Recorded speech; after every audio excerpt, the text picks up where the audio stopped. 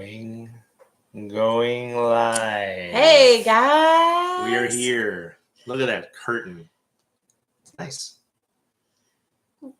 Welcome to another week of our lives. We're still on our Justice and Crime month, so we have, I would say, a good lineup for today.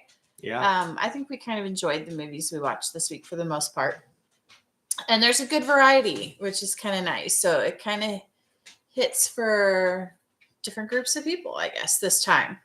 So, all right. So our first movie that we're going to talk about is Boys in the Hood from 1991.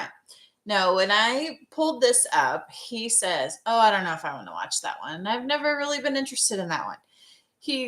I judged the book by its cover just based on the movie poster for it. I just thought it was another gangster movie, and I was completely surprised by what this film was about.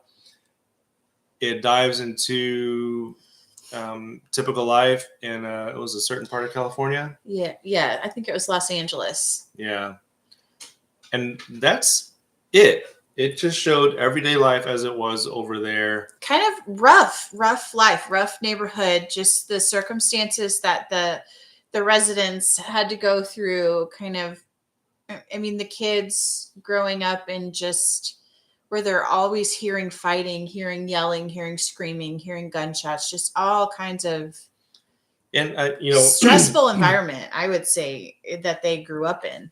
Listening, it had a brief title at the beginning of the movie talking about, I can't giving remember what statistics. It said in so many neighborhoods, I don't even want to butcher it, but so it kind of gives a preface to crime rates in the area and kind of the statistics they see. Yeah. And so that was kind of wow to us. We didn't realize that statistics were what they were. And you can watch the video and get those because, we know. I don't remember exactly what they were.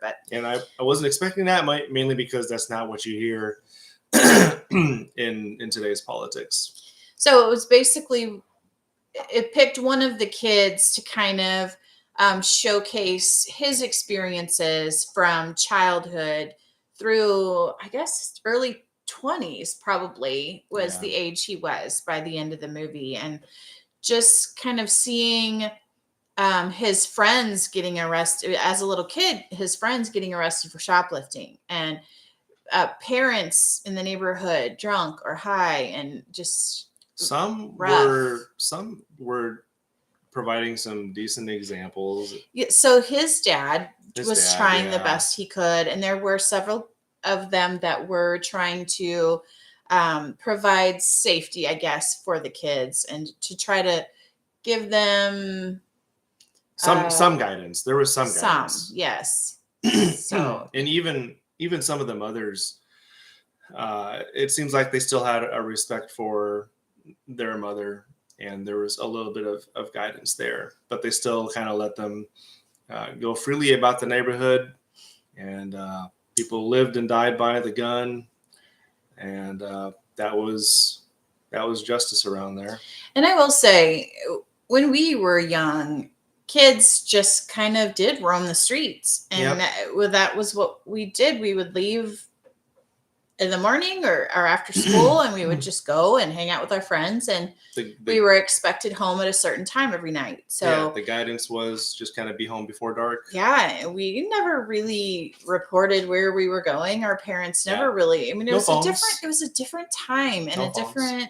Yeah. And she even said nobody's going to call the police because somebody had just gotten shot.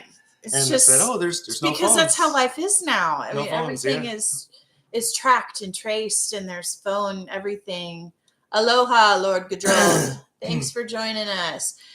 So it was just a different era, hello, Miyoko. Hey, welcome back. So it was just a different time and a different, a different way of things. And I'm sure there are some communities that are still kind of like that, that we hear of, especially, but And Los Angeles is not known to be the safest, the Yeah. safest place to grow up in, even yeah, now. even So back then, especially now. yeah.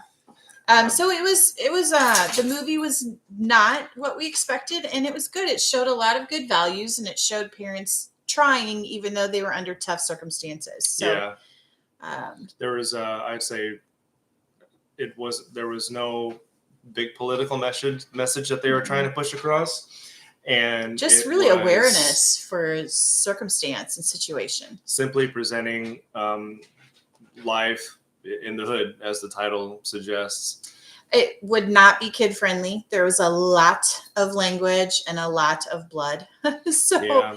it definitely would not be something that you would want to watch with kids, or it would be rough for some teenagers to watch too. And so I definitely respected some of the values that they tried to pass on to their kids in there, and kind of the work hard ethic and Bad words are bad. the truth, that life was hard over there, and it was unfortunate to see one of the main characters who was trying to escape that lifestyle was murdered. So Yeah. that was towards the end of the film. And the way that it kind of fit into our theme of justice and crime was there was a lot of crime, and the justice system was not really on their side. So you could see that several times throughout the movie, the altercations with the police and the residents were not positive. They kind of looked at them in a negative light. And so, and it wasn't even a racial thing, because it was. Nope. They just treated them as gangsters. And it's what they expected, and And so they didn't expect, I guess, good to come out of there. And then when the one boy whose life they were following was trying hard to keep everything good, he still had altercations with the police that assumed bad of him, even though he was not guilty of anything like that. So that was kind of the justice system kind of showed a failure mark for them. I think it's important in this context. It was a black and white cop, and it was mostly a lot of the aggressiveness was coming from the black cop. Yeah. So, it was overall, we thought it was good. It showed. I liked it. Yeah. Yeah. All right. So check that out if you would like. 1991. Yeah. 1991. Yeah. So good 90s movie. All right. The next one is I Care a Lot. So we found a list of the 25 best crime movies on Netflix. So that's kind of what we've been following, because we had a lack of other movies to follow. We weren't sure what to kind of start with. So this one was on there, and we kind of thought, well, that's kind of a dumb title. I don't know what we're going to see from this one. It was okay. This one is from 2020. It surprised us what we ended up seeing. So it started out with a retirement home and a woman that was running it. And she was, looked up high society, real fancy. You could tell she was very proud of herself. And she was running this retirement community. Well, you see her going to court and petitioning to take state care of these people. As the movie plays out, you find that she manipulates the justice system to falsely get care of the elderly so that she can sell all of their belongings and make a huge profit. So that was her profession. She was very twisted. And she and her girlfriend, whatever you want to call them, were in this together. And so they tag teamed it. And without going into too much detail, they ended up in trouble because they went after the wrong lady, the lady that was backed by a mastermind criminal. And he was hiding his possessions through her, which he was the son of the woman who they tried to take possession of as caregivers. So he kind of came after them, and it showed altercations between she and him.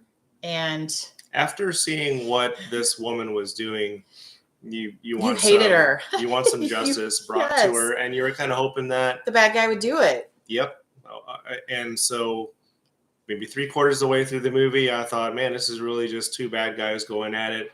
But I really don't want her to win, the lead woman character actress to go. And so, and maybe 5 minutes away from the end of the movie, I thought, I am really going to hate this movie based on this outcome. One thing he forgot was that the two bad guys teamed up. They ended up teaming up and created this master He was surprised that he was amazed, I guess, or impressed by her ruthlessness.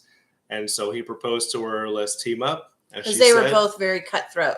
Yeah. And so he thought, well, this would be my perfect business partner because we're both cutthroat. And they became very successful. And then the last few minutes were all of these, she was invited to a lot of news interviews or talk shows talking about how she's such a good guardian. And so the whole thing is a racket. Yeah. For you guys listening, a racket is just a scam. and then when I saw that, I thought the movie was going to end on the note of, okay, they were successful and we never saw justice brought to But there was a twist, and she got her justice. She got the justice that was coming to her. That's all we're going to say. So you're going to have to watch it to find what happened in the end, but we were more than satisfied with what happened to her at the end. I think it was worth the twist. Not knowing anything about that, I thought it was going to be a huge letdown because of how it was going. Because I knew that, okay, there's only 2 minutes left in this movie. Yeah. I'm going to hate this movie really badly. We forgot to rate the last movie. What was the last movie? Boys in the Hood. I'll give it a 7.5. Okay. I was going to give it a 7.5 to an 8. Yeah. So, yeah. Okay. I really enjoyed that one. Yeah. So back to I Care a Lot. I didn't want us to forget to. Yules. Yes. So this one definitely has a twist. Yeah. I think you would like this one. We were satisfied with the twist at the end. And yes, the writers brought about the ending in a good way. Yeah. I mean, right at the last minute. Yeah. So this movie did have its weaknesses. There were certain parts that we were like, but overall, and with the twist at the end, it made me happy. So I would probably give this one a 7. Me too. Yep. All right. You beat me to it. Oh, sorry. So there you have it. I Care a Lot from 2020. And then the next one, he has to get in his zombie thrillers now and then. And this one was on the list. So he didn't pick it. But he was pleasantly surprised by this one. That was nice. I thought, what? So it's called... This falls into Justice one? It did, because there was a police officer, and the police officer went, remember? Oh, you're right. Yeah. So Army of the Dead from 2021. And this was based off of Dawn of the Dead. So it's made by the same writer and based similarly to Dawn of the Dead. Yeah, Zack Snyder, who also people know him from 300. Yeah. So basically, the typical zombie story. The army was hiding this super zombie that they had created. Came from Area 51. Yes. Yep. And he was being transported from one place to another. The army was transporting him. We're not told what they were transporting. They got in an accident. The thing was let loose. Yes. So it was let loose, killed the entire crew of army that was carrying it. And of course, a zombie outbreak happened. And so this is not a dumb zombie like from The Walking Dead or Evil Dead. Sorry, I guess Evil Dead were possessed people. So this is more like I Am Legend zombies. Yeah, they were smart. Superhuman zombies. Half of them. So they did talk about there were 2 leagues of the zombie. There was the upper class and the lower class zombie. The upper class were the intelligent. They were they figured out a communication with each other and very organized. They had a hierarchy. They had a queen and a king. A lot like I Am Legend. Yes. But then there was another class, which was the lower class zombie, who were kind of the typical stupid zombies that would just eat everything that came in contact with, had no brain power. So anything that anyone who came in that the upper class decided was not worthy of being upper class in their society, they would throw to the lower class zombies to just take care of, to eat and get rid of. So that was weird to see. It was interesting. I think the zombies in Dawn of the Dead were also aggressive, but not to this degree. Yeah, so I thought it was fun though to see kind of their hierarchy and see their queen and the king and how they interacted and how they saw the people. They were willing to accept a bribe from humans and not kill them as long as they followed the treaty or whatever it was. Interesting element that you would put into a zombie genre. So basically the spin on this zombie movie was that there was a casino in the heart of the city, which wasn't this Vegas. Vegas, okay. It was in Vegas. So there was and I forget what they said the name of the casino was, but a large casino in the heart of Vegas, right in the center of this zombie entrapment. So they had entrapped all of these zombies with cargo containers 3 high. Yeah. And so their whole community was trapped inside this wall of cargo containers. And there were survivors in a nearby encampment just outside the fence. And this casino right in the center was full of money, like billions of dollars inside, locked in a vault inside this casino. And so the guy who owned the casino and stuffed the vault, you've watched this one. Okay, well then you can tell us what you think of it. So the lower class zombies would even eat other zombies if the higher class didn't approve. I didn't see them eating other zombies, but they ate people that tried to break through. So all of the people knew about this money that was in there. So you have kind of lower class society of people that need money for survival, or they're trying to. So it shows this group of women who they had children, single moms with children, and they needed money to be able to get out of this encampment they were stuck in that's right outside the zombie village. So they decided to ditch their kids and go into the zombie community and try to get past the zombies to get to the money so they could get out. Well, what they didn't know that the money was highly secured, highly guarded by booby traps, lots and lots of booby traps. So a portion of the movie was much like Ocean's 11, where they're seeking out after all of these specialists that are good at a certain kind of skill. So the owner of the casino that knew all of this money was in there put together this team of so it was a big heist. Yeah. I think it was like 10 people, I think, ended up going in. And there was one girl that lives kind of right outside the zombie encampment that knew how to get people in. So she had gotten several other people in for money. And that's kind of how she did it. She would get them in, get them to what appeared to be a safe place, and then she would hightail it back out and leave them in there. If they got out, they got out. If they didn't, they didn't. Most of them did not. And she said, very rarely did they ever get back out, or they would come back weeks later. Yeah.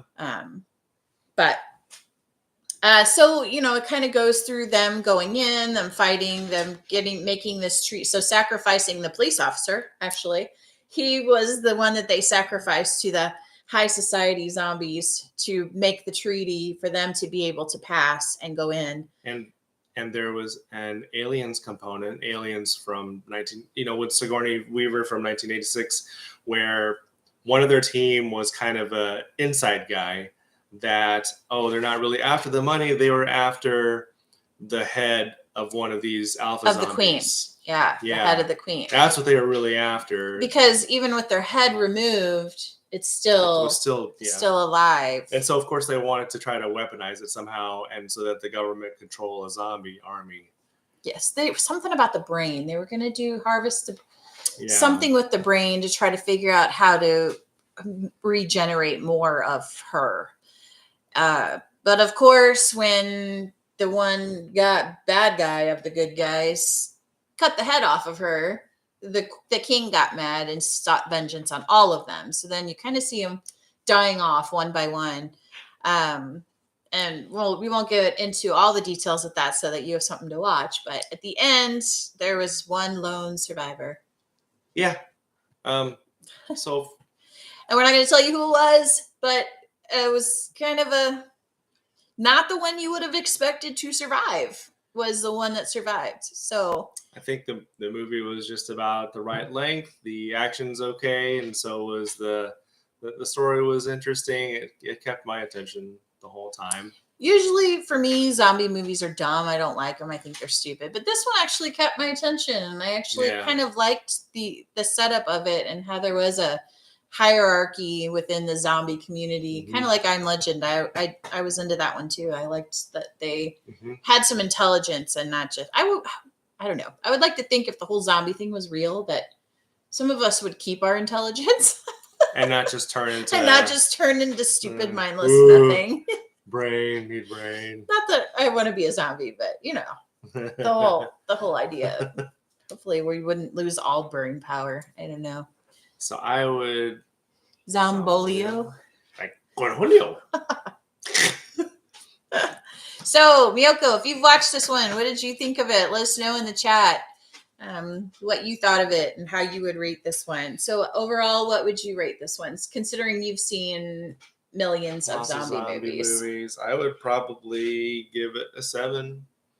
It was a good mix of action and different kind of zombies. And I like how they mix different elements from different movies.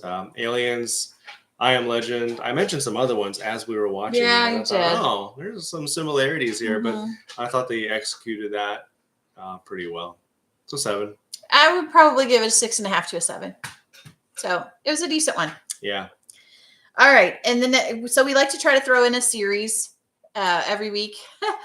And so we decided we just kind of skipped through on Freevee when we were watching, and World's Dumbest Criminals popped up. So we watched a few episodes, probably 3 or 4 episodes of this one. And it was formatted almost exactly like America's Funniest Videos. So they kind of did the stupid cheesy humor, jokes, cheesy jokes, and kind of cheesy hosts. It was like a 6.5. I would agree with keeping me entertained. Okay. So your rating is pretty close to ours. Good. So if you like a 6.5 to 7 zombie movie, Army of the Dead would be the way to go. So The World's Dumbest Criminals, this is from 2021. It has 64 episodes. 2021, really? Yeah. It looked a lot older than that. When you watch it, though, it's almost. I wonder if that's just when they put it up. It looks older. It looks 80s to 90s. Like a VHS tape. Yeah. And it was dumb. I mean, it was dumb. I'll say that. The criminal stuff that they showed, it was reenactments, which, of course, you're not going to find criminal action actually recorded that's dumb. So I get that, but their reenactments were really cheesy, just over the top cheesy. And then for a couple of them, they just had police officers that were involved in the cases that just talked about it and tried to laugh. And there was a dramatization that went along with it. And when I started noticing the certain camera angles that they were using, I thought, this is more than just a street camera footage. This is a little dramatization going on here. So needless to say, we only watched about 4 episodes and we're like, nah, we're done. We didn't want to watch anymore. So a 3. Yeah, that's all it gets. Maybe I'm sorry. It was probably dumb. Closer to a 2. I was hoping for something good, like we'd see some actual dumb criminal activity, actual footage kind of stuff. And the presentation was pretty poor. It was bad. Yeah. It was bad. All right. And then the last one that we're going to talk about is Army of One from 2020. And we kind of stumbled on this one. There was another Freevee movie. I thought the rating that IMDb gives it is a little low. I thought it would deserve a little bit higher than that. But we'll talk about the movie first if you want to go ahead and describe this movie. So a couple, husband, wife, they're both in. Okay, so the wife was military ranger, specifically Army Ranger, and the husband was law enforcement, police officer. So both very, very capable people when it comes to being able to defend themselves. They decide they need a vacation, and so they go to a small town, a rural town, and immediately they encounter some trouble with a group of men. And just on the road, still driving there.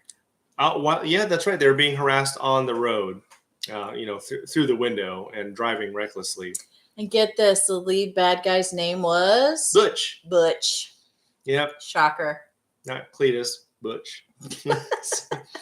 And then they go to a restaurant. They run into the same character, same guys, more trouble. But they're greeted with some courtesy by Mama. They call her Mama. Yeah. She was the restaurant owner. So she owned the cafe that they ended up stopping at to get food. Yeah. So later you find out that there's a whole family operation going on. Just running guns is what they're doing. It's a drug operation. They were drugs. Mm-hmm. Okay. And so the husband and wife, they were going on a walk, and then they run into these guys again, obviously. And no, it was storming, and so they see this cabin, and they go into the husband and wife go into the cabin, and they start snooping around. So really, the fault is theirs in that they were snooping around this cabin. They were digging around. Yeah.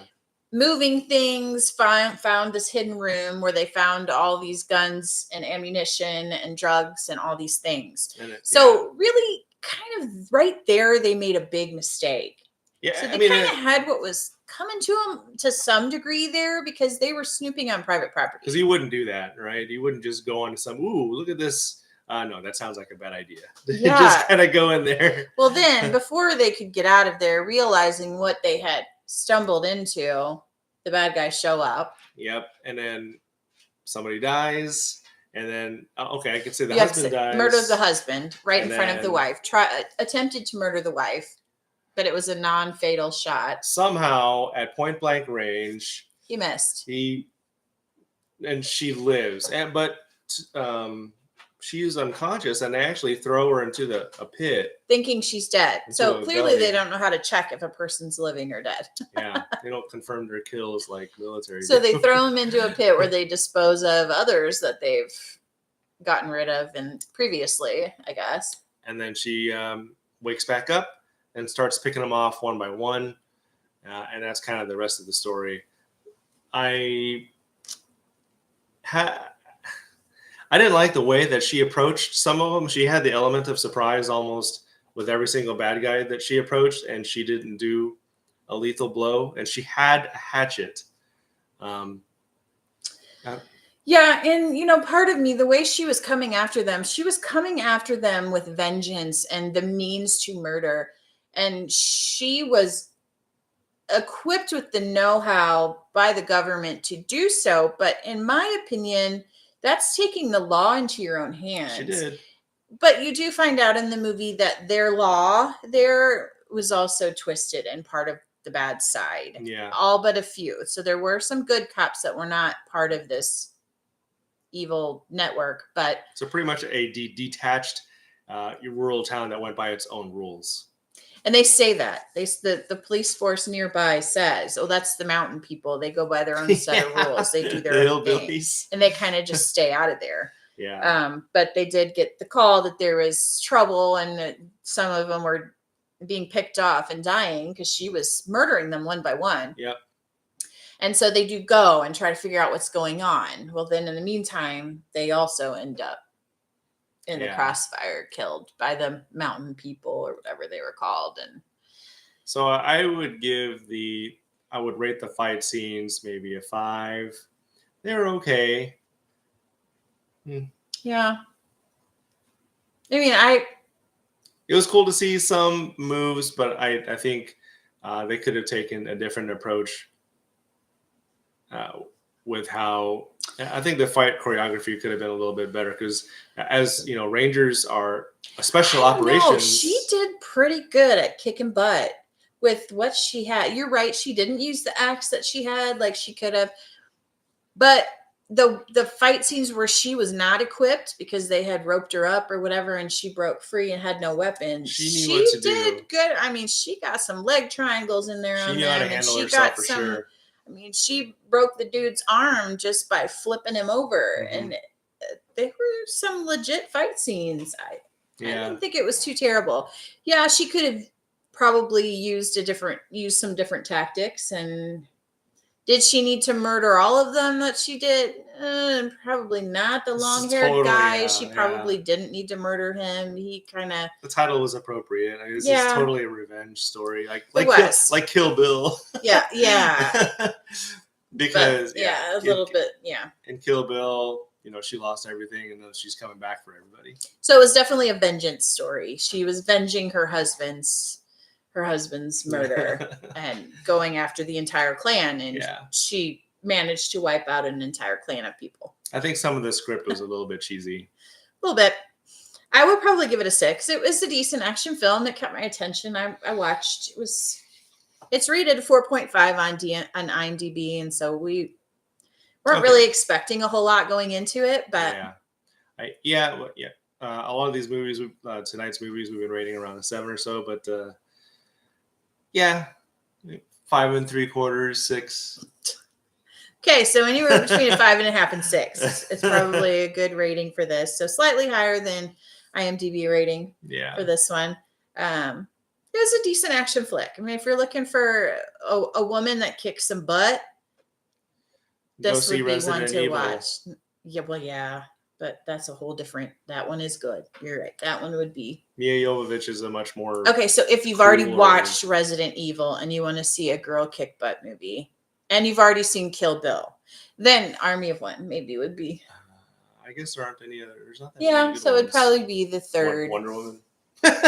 Oh, that's cheese. Okay. So anyway, there you have it. That's the movies that we have for this time. We've got a whopper of a movie that we're finishing up tonight that we'll be posting about on Tuesday. So check that one out. And that one was the one up for Tuesday is based on a true story of a past serial killer. So check out Tuesday's post Tuesday morning and see what serial killer we chose to watch a movie about and review. I'm still trying to think of other girl kick butt movies. Yeah, I can't think of any off the top of my head. Resident Evil, Kill Bill, not cereal like breakfast cereal, like cereal SERIAL. Yeah, like one after the other. That kills just repeatedly the same way. Like the Wet Bandits. Yeah. No, not Anyway, so come back and check us out on Tuesday. Watch Reese's Puffs. Oh, man. You're a hot mess. No Reese's Puffs. Not that kind of cereal. Cereal like a serial number. Serial number.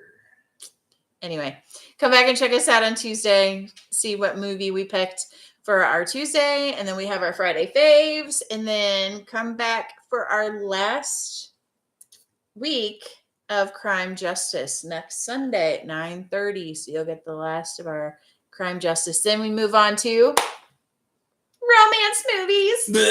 Love Romance Month in February. Might be worse than Christmas movie month. One of our top viewed movies was our last year's Valentine's Day special movie. What was it? I can't remember what our last. Gerard Butler. Oh, 50 for. I mean, no. The Ugly Truth. The Ugly Truth. That was our top rated review. Wait, is this Tuesday the episode 52? It is. So it's our 1 year. He's right. Tuesday is our 1 year anniversary. Thanks for sticking around. Yeah. So, and any new that weren't with us for the whole year, we're glad you're here. Yeah. So. Our first movie was Fruit Loops.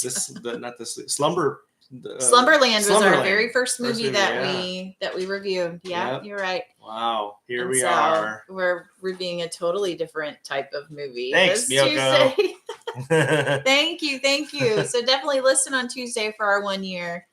And wow, 1 year. All right, so that's all we have for you guys. Thanks for tuning in. Tell your friends. If you haven't subscribed, jump on and subscribe. We'd really appreciate it. Thanks, guys. See you next time. Bye. Bye-bye. Said Rick.